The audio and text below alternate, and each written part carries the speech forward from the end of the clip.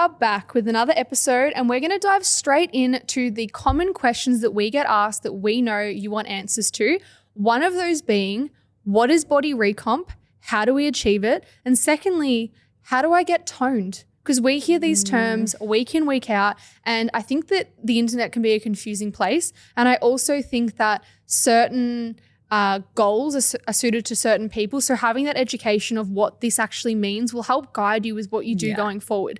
What is toned? What is toned? I feel Give it to me, Kate. Tell me. Yeah, the fitness industry is a wild one on the internet, and it's very easy to get caught up in different trends and things moving. So I think it's really important that if you have a body recomp goal, that you understand what that means, but then you also understand how to achieve it. So the word toned, we hear this thrown around left, right, and fucking center. Is toning actually a thing? No. So the word toned doesn't actually mean anything. Your muscles either grow, so hypertrophy, or they shrink, which we could call atrophy. I can never pronounce that. Or muscle wastage is what you get when you're a little bit older, right? Yeah. So if you are somebody who wants to appear more toned, or what I would say leaner, you're probably going to have to go through a process of building muscle mass first, then stripping away a layer of body fat to reveal that muscle mass that sits under our layer of body fat to then appear more quote unquote toned or leaner. But you cannot appear toned if you don't have muscle mass to begin with. And that's really important. Really important. And one of the biggest mistakes that I think we see people go through is they just do a lot of cardio and they just cut their calories really aggressively, and then they become skinny. And that wasn't their actual goal, right? And they think, what am I doing wrong? I'm training really hard, as in I'm doing lots of cardio. I'm eating really strict. Why do I not look the way I want? And the key is that you actually need to gain muscle to get that desired look, and you actually need to do resistance training. Those two things are what's going to give that result. And when we think that the term body recomp, like I want a recomp, we're talking about gaining muscle and losing fat, changing the composition of your body. So let's just say an example of someone who doesn't train, they might have a high body fat percentage and they don't have much muscle mass. This person wanting to body recomp needs to train, gain muscle, and in the process through diet and the stimulus of training, they're going to change how their body composition looks, and that is what that looks like. I've got a question for you. Yeah. What would you do, Coach Gemma? Tell me. As somebody comes to you and just say they want to lose 30 kilos, right? Because they want to appear more toned, but they've never been to the gym before and they've never lifted weights. Yeah. Would you put them straight into a deficit, or would you actually spend a period of time building muscle mass first? I think there's two routes that you could go. You could put them in a slight deficit where they're still going to get those body composition changes, because through one, being a newbie, their body's going to respond really well. And if it's not too aggressive, then they will still be able to gain muscle. The other thing would be, if they are in a position where they really need to lose weight, quite quickly because of health issues, then I would prioritize the fat loss part and focus on that first while they're still trying to gain muscle. Yeah. So what I mean by that is, yes, we could just put them in maintenance and that could happen. But if they are quite overweight and wanting to get that down because of health issues, I would prioritize being in more of a deficit, still doing that body comp changes that will happen, and then putting them into maintenance as soon as we can. The second option would be, say they're not that far away from their goal, but by the sounds of it, they probably are. But let's just say, then we could just put them in a maintenance phase, which is where I want most of my clients to live. And in doing that, they're going to gain muscle, they're going to gain muscle tone, and that body composition will change. Yeah, I agree. I think if you came to me and you had a 30 kilo weight loss goal, that would be the main focus first, especially if you are overweight and you do have health concerns, right? So that would be looking like putting you into a deficit phase with a clear start date and a clear end date. Yeah. And then from there, working on coming out of your deficit. Yeah. So reverse dieting is what we like to call it. Yeah. Sitting at a maintenance phase or a slight surplus to build some muscle mass, then doing that whole process again. Yep. So when you think about building muscle mass, this is something that you guys need to be very, very clear around and understand. It is not, I'm going into a 2-month bulk. No. Join my 8-week program to bulk.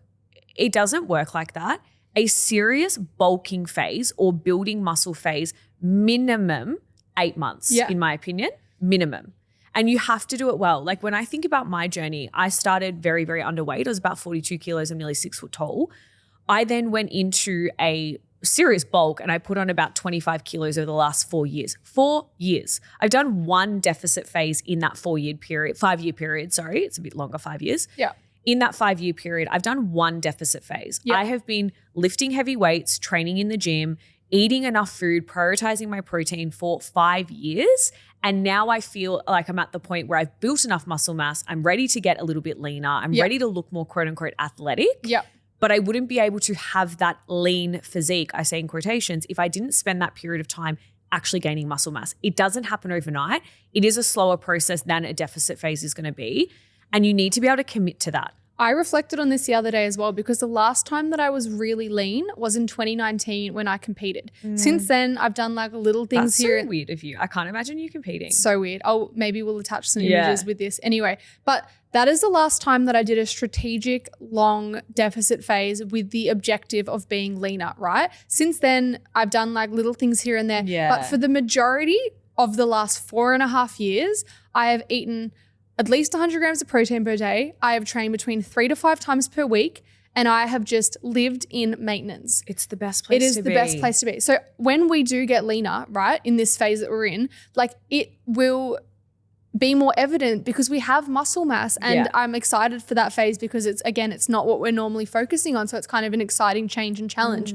But the other key point, or 2 key points I wanted to touch on with body recomp, well, now I have 3. Anyway, we'll start with the 2. The first is it's not just weight training.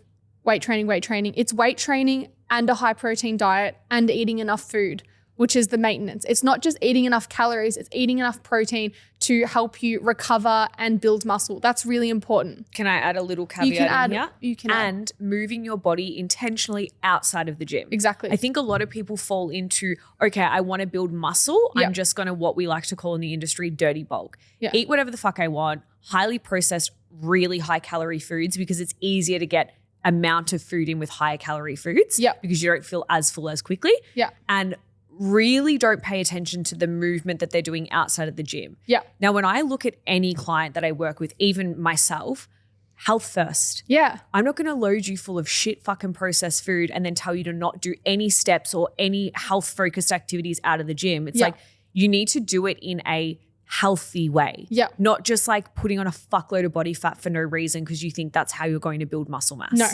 In an ideal world, let's use a client example. She's 70 kilos. She wants to grow her glutes. She wants to grow her shoulders, all of that good stuff and get stronger. Like she is going to spend a majority of the year in a maintenance phase. She's probably going to eat between 100 and 140 grams of protein per day. Cardio is not the main focus here, but she's not just doing 2,000 steps in an office. She's still, for health reasons and to feel good, going to get 7,000 steps per day on average, minimum, and train 4 days a week. That is what she would do. And then when she does enter a deficit phase or a fat loss phase, she is going to be so much more productive with that because she can get in, get out, and she's not dieting year round. And that's the next point I wanted to go into. Something that I think we do to cock block our results is we're so short-sighted on our vision and we want to stay really lean year round. So say you're always losing weight, you're just trying to think, okay, I want to be leaner, but you don't have the muscle mass. You're actually not allowing yourself to gain muscle because you're so fixed on that dieting mindset, being in a deficit. And the reality is, if you have the long-term vision and you know, okay, if I lock in for this phase where I'm really focusing on performance, training, gaining muscle, and I'm probably not going to be as lean, and that's okay. We're not talking about gaining excessive amount of weight. We're just talking about not being super, super lean. Then you will give your body a chance to gain the muscle that you want. And I think that that's something that a lot of women need to be okay with and not just be so fixed to always less, because less is not going to give you the athletic performance results that you're wanting. Yeah. And also face yourself, right? Like face yourself for a second and go, okay, what I've been doing for the last 4 years. Yeah. Have I achieved the result I've desired, or am I still doing the same thing, still chasing the same result that I'm not getting? Yeah.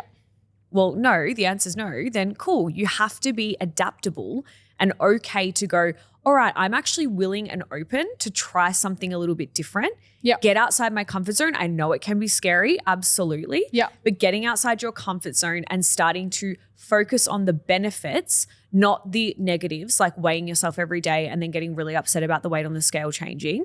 The positives of, cool, I actually have energy. Yeah. My hair's growing. My nails are growing. I I'm can getting lift strong heavier. as fuck. I can lift heavier at the gym. I can run up the 1,000 steps if I wanted to. I feel like I can perform a lot better. Yeah. I have a higher libido. I don't have brain fog. Like, Yeah. focus on the good things, not, the one thing that you step on the scale and it's jumped up 2 kilos. Who gives a fuck? It doesn't matter because, again, body recomp, if your scale weight changes but you look better. Quote unquote, Who cares about the who scale? cares about the scale weight? It's Yeah. about the actual body composition changes, which at the end of the day, I would argue that is what most people are chasing, Yeah. but they are a little bit misguided or not actually clear on what that looks like. And that looks like enough muscle mass and it looks like lowering your body fat percentage. And just one more thing I want to quickly tack on to kind of this conversation is stop following social media trends. And I think that this is where like this whole Pilates princess can be really dangerous, right? And I have no hate towards Pilates. It definitely serves a time and purpose. I mean, I'm in my boxing era. I'm ready to fucking fight people left, right, and center. Not really, but just like box 1v1. I've done 2 sessions. She does want to fight. I've done 2 sessions. Like I actually am like an She's awkward an giraffe. athlete. It's fucked. Anyways, this Pilates princess has gone like a bit too much because you see all these people on TikTok, all these women on TikTok with insane lean physiques. They are tiny. Yeah. Right? And they're going, this is all thanks to Pilates. I stopped weight training because I was getting bulky and now I'm doing Pilates. It's like, one, they're probably very genetically blessed that they're just like tall, long, lean people naturally. Yeah. But also 2, they're probably not eating enough to fuel their bodies realistically. Yeah. And stop just falling into these trends of like, oh, well, the Pilates is going to make me leaner, so I'm going to do that. But then you don't actually have muscle mass to begin with. So you're never going to look like that because you haven't allowed time for muscle to actually grow because you've constantly been underfeeding yourself. Yeah. It's like a very slippery slope that you need to pay quite a lot of attention to. Do the Pilates, do the things if you want to. Yeah. But it's important that you don't fall into these like, well, this girl looks this way. This is how she trains. So it's going to be the same for me. It's like asking your favorite influencer what their split is and what their macros are. I see it in the comments of anyone that you follow. Right now, if you go look at your favorite person, there'll be someone in the comments saying, how tall are you and what macros do you eat? And I just think that actually doesn't matter to you. No. You could do the same thing and you don't have their genetics. You don't have their training history. You guys need to go onto my TikTok page, The Kate Morris, my pin video that has 15 million views of me and Gemma. Yeah. It has nothing to do with business. No. Anyways, 15 million views of me and Gemma. We're standing next to each other. I'm taller than Gem. How tall are you? 5'7". And I'm 5'10" and a half. Yeah. I'm taller than Gem. And this literally showcases how different everybody's body types are. Yeah. And how differently everybody is built. Yeah. I'm all legs. I've got no torso. I have like a pinky size space between my rib and my fucking hip. I'm all torso. She's all torso, no leg. She's got no legs. I've got not a single leg. Not a single leg, right? And if you look at that video, that will paint a picture because me and Gem could eat the same. Yeah. We could train the same. We could do the same amount of cardio, but we will still look completely different. Yeah. And that's really important for you to understand. And I also think understanding that your genetic build is going to dictate what it looks like when you gain muscle and what it looks like when you get leaner and gain weight and so on and so forth. Let's think about it this way. Gemma has a jacked upper body, right? Jacked. She looks like she could lift 6 small men, overhead press them, right? Jacked, okay? Just got that. I do not have a jacked upper body, but look at the length of my wingspan. She could fly kick all of you motherfuckers. In the head. 6'2" man in the head, okay? My wingspan is huge. The amount of muscle that I grow on my arms or my legs is going to look vastly different to the amount that Gemma grows. Gemma will appear more jacked and like she has denser muscle mass than I do because of my leverage points. Same thing, if you're a shorter girl, you're probably going to have a bigger ass. You're probably going to have bigger quads.